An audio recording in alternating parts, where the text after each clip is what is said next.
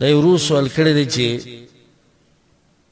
په سورة النور کې الله سبحانه وتعالى وایي چې الخبيثات للخبيثين والخبيثون للخبيثات والطيبات للطيبين والطيبون للطيبات.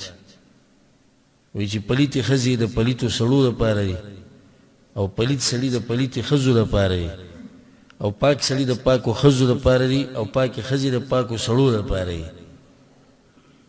نو بیا دا ورور وایي چې موږ ډېر داسې لیدلي چې یو سړی نیک عملی ښځې فاسقه او فاجره او یا یو سړی به فاجر فاسق به زناکار به شراب څکي نشې تماشې کوي او ښځې نیک عملی.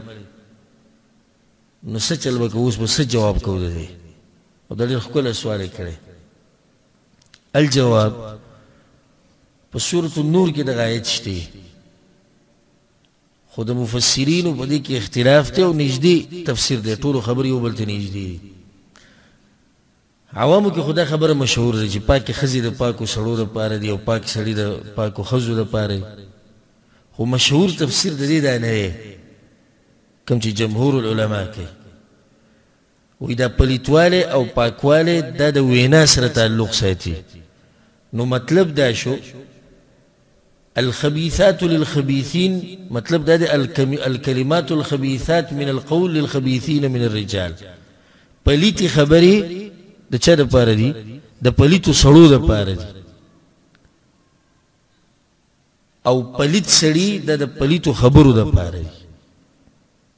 د دې مطلب وی دا دی پاکې خبرې د چا دپاره دي؟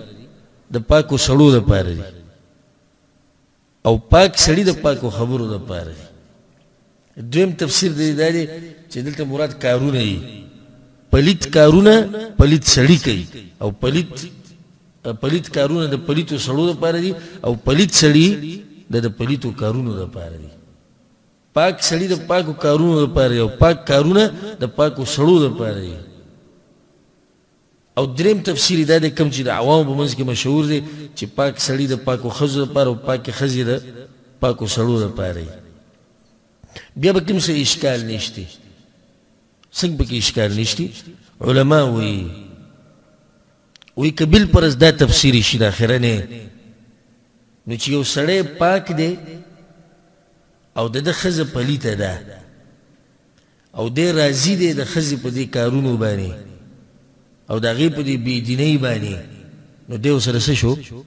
دی ورسره شریک شو. نو دا پلیته اوس د پلیت سره شوه.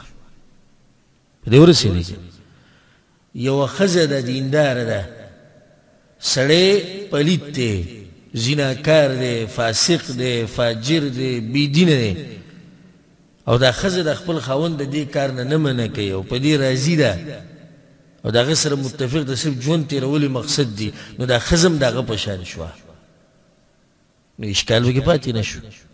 لکه اوس یو سړی دی والعیاذ بالله ښه پاک سړی دی په خپله، ورته پته ده چې زما دا ښځه ښه ښځه نه ده، کردار یې ښه نه دی، عادات یې ښه نه دي، چلونه یې ښه نه دي، بېدینه ده، مونځ او دس نه کوي، فسق او فجور پکې دی او دی ورته څه نه وایي.